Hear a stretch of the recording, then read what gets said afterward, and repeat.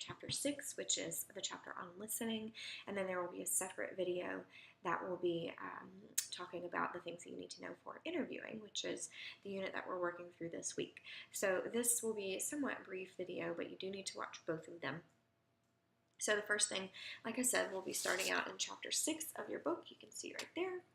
If you have this book that I have, it begins on page 68. So let's just dive right in. I'm just going to go over some of the high points of this chapter. But first, we need to talk about the difference between hearing and listening, because they are two separate things. If you think about it, hearing is just what you think it is. It's the actual sound going in and out of your ear. It's the physiological reaction, what our ears are made for, basically. Listening is actually the process of actually taking in the messages and trying to understand and comprehend them, and then possibly react and respond. So keep that in mind.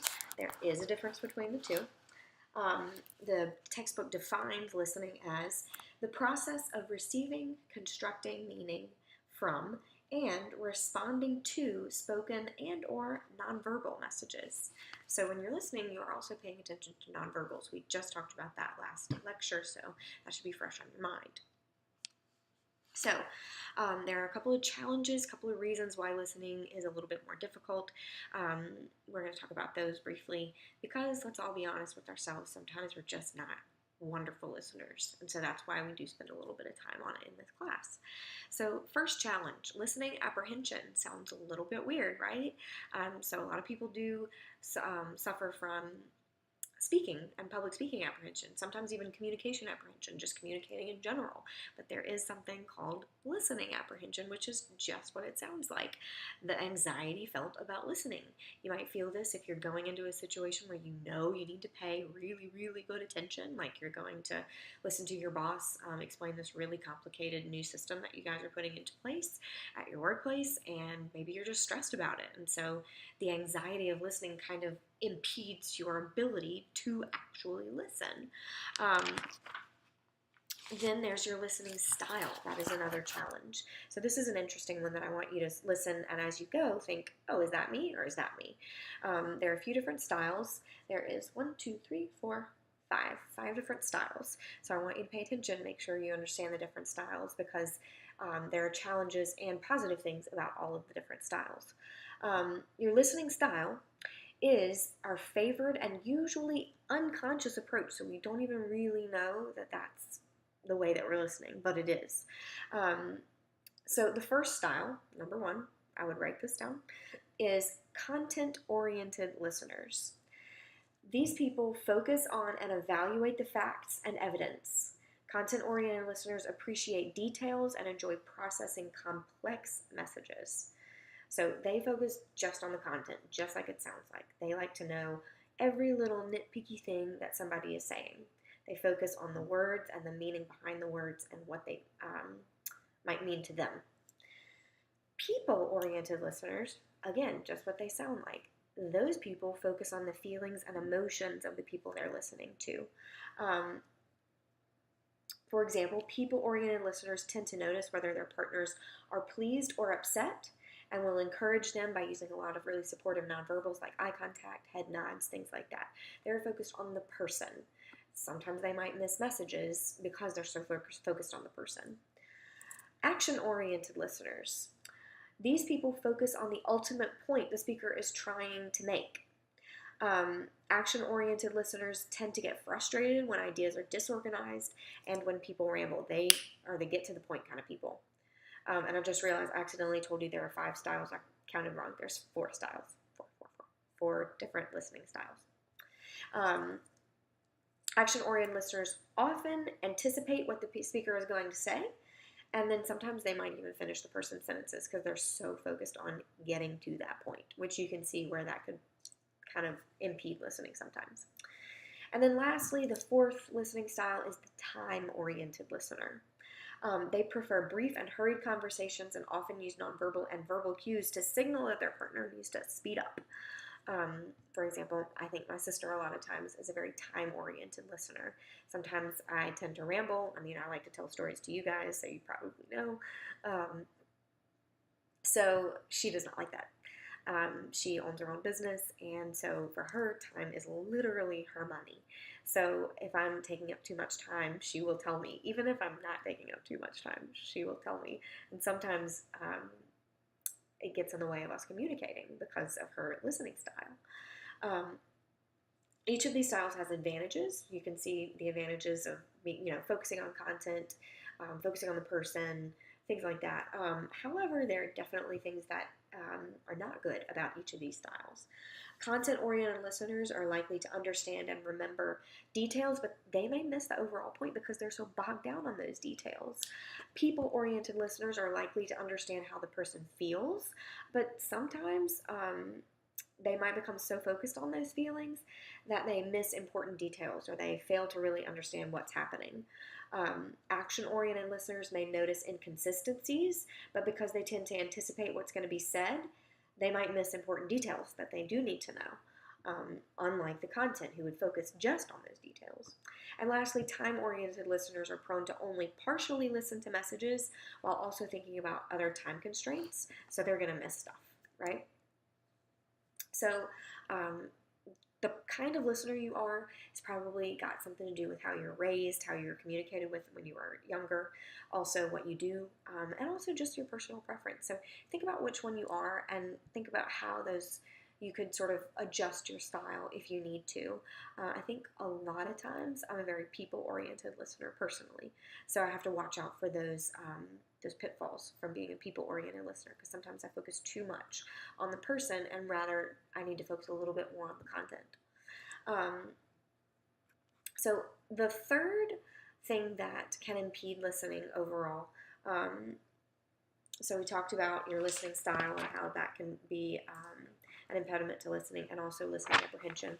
And the third thing that can get in the way of really good listening is your processing approach, how you actually take in the message. Some people use passive listening, which is basically going on autopilot. You are not really paying attention. You're just sort of taking it in and kind of processing it, but not really. The best way to listen, especially if it's incredibly important, is active listening. This is the deliberate and conscious process of attending to, understanding, remembering, evaluating, and then responding to messages. So passive listening is not a horrible thing. For example, my mother has a really good friend who really loves to talk. She just loves to talk. She will talk on the phone for like an hour at a time and just talk. So my mom will usually, she likes to multitask and she'll get a dust rag and some Pledge and go around and clean and dust while she's listening on the phone. And so she's definitely paying attention, but she's using passive listening. She's not sitting down devoting her whole attention to this phone call. So sometimes passive listening can be okay. Sometimes there are situations like that where it's okay. But sometimes, like if you're going in for that important meeting with your boss where you're discussing that new thing that process that you have to know about, that would be a time where you should definitely use active listening. So we're going to talk through those steps that we mentioned about what makes up active listening. So it's a very complex process, but it's amazing how your brain can just take it on like that. So we're going to break down those steps. The first step is attending, which is basically paying attention to, tuning in your brain and getting it prepped to actually take in the information. The process of willfully perceiving and focusing on a message. Poor listeners have difficulty exercising control over what they attend to. You might be thinking about something that you have to do later this afternoon, or you might have some noise out in the hallway of where you're talking, or the TV might be on, or we've all got these great little phones nowadays that really keep our minds occupied elsewhere. So we might be scrolling through our Facebook news feed or Instagram and seeing things, which takes us out of being able to do the very first thing and very first step of the active listening process, attending. You have to be able to actually pay attention. So ways that you can do this: get physically ready to listen, if that means putting your phone away, maybe sitting down if it's going to be a long conversation, things like that. Getting prepped. Second, resist mental distractions. So if you know you've got a busy day tomorrow, just put that to bed for a minute and just say, okay, for right now, we're just going to focus on this conversation. And third, hear the person out. Especially if you're an action or time-oriented listener, you need to make sure you're doing this because you need to get attend to the full message. Second step in the process, numero dos, understanding. So we've attended to the message, we've paid attention to it, right? Now we have to actually work on understanding what the message is. Understanding is accurately interpreting a message. Pretty simply, easily put. So there are 4 strategies to improve your understanding. The first, identify the main point. What is the main idea of what this person is trying to say? What's the goal?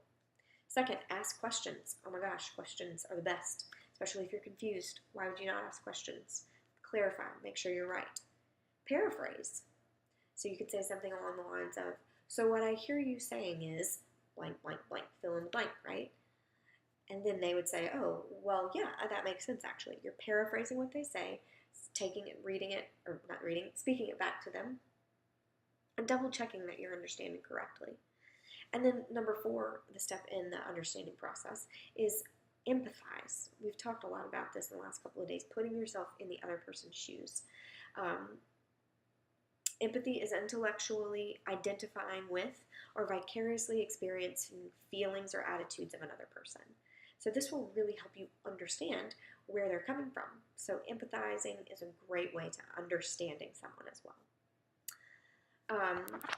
Okay, so active listening process. First step is attending. Second step is understanding. Third step, remembering. Third step is remembering. Remembering is being able to retain and recall information later, right? We all know what remembering is. Several things can make remembering difficult, though.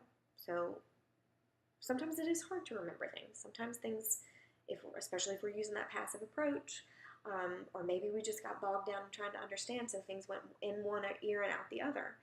Remembering is the very important third step of the active listening process. Just making sure that you're paying attention to these points. If it's something that's so detailed, maybe for work, that you might even need to take notes from, or if it's a lecture that you were giving in one of your classes that you are, having a test on the next week, that's the kind of stuff that you need to make sure you're remembering, obviously. So writing things down, jotting yourself little notes, doing whatever it is that you personally need to do to remember those messages. So attending, understanding, remembering. Fourth step, evaluating. Fourth step is evaluating. Evaluating is the process of critically analyzing a message to determine its truthfulness. So you're going to go back through in your brain and think, did this make sense? Could this be true? Could this be false? Those are the questions you will ask yourself when you're evaluating a message. This may involve ascertaining the accuracy of facts, amount and type of evidence used, how a position relates to your personal values. So basically this is just you making up your mind on something. Does this make sense to you? Do you think it's true? Do you think it's valid? Do you think it's important? You're putting your evaluation onto it. And then the very last step, notice it is last. It's last for a reason. Just like when we talked about how providing emotional support, sometimes you need to make sure that you're asking whether or not people want you to give your advice or even your thoughts on something or your perspective. That's why this is last. Because you can't quite give good advice or you can't quite give your position on something until you fully understood, remembered, comprehended, evaluated the message itself. So that's why the active listening process is so important. Responding, the fifth step in the active listening process. Responding is providing feedback, whatever that feedback may be. My mom personally is somebody who she doesn't like to respond right away. She likes to take her time a little bit, maybe even a day or so, and come back with a response. Not all the time, but if it's something that's kind of important and, I'm like, hey, Mom, I want your opinion. Sometimes I get frustrated because I want that opinion right then and there, and she just says, I need to sit with this for a minute. So some people are like that, and I appreciate that because knowing what I know about this process, it means that she's actually really thinking it through, thinking about all the options. Now, sometimes you don't have that luxury of time, but sometimes you do. So it's always good to make sure that people are ready and willing to hear your response. Sometimes people aren't. So there's really no need because it's going to fall on deaf ears, right? So you just need to make sure that people are ready and willing to hear what you have to say. But if they are, you want to make sure that your response has come last because you have already made sure that you've provided all of the first 4 steps of the listening process. So you truly understand the message and you truly understand your point of view and what you might do in that situation. So that is the chapter on listening. I would go through, and you can follow along in the chapter. It's pretty much lined up, so if you want to take notes that way, if you need to go back and see a couple of things, that's the best way to do it. So the reason we talk about listening along with interviewing is because listening is such a big part of being able to interview well. So if you're on one side of the interview, no matter which side of the interview you're on, you need to be making sure that you're using the active listening process. And if you have picked out which type of listening style you have, you need to make sure that you are not falling into the pitfalls of any of those styles during an interview. So next lecture, next video is the interviewing video. So make sure you're watching these so you can apply them to actually doing your interviews in class next week. So signing off for now, and I'll see you in just a minute for the interviewing lecture.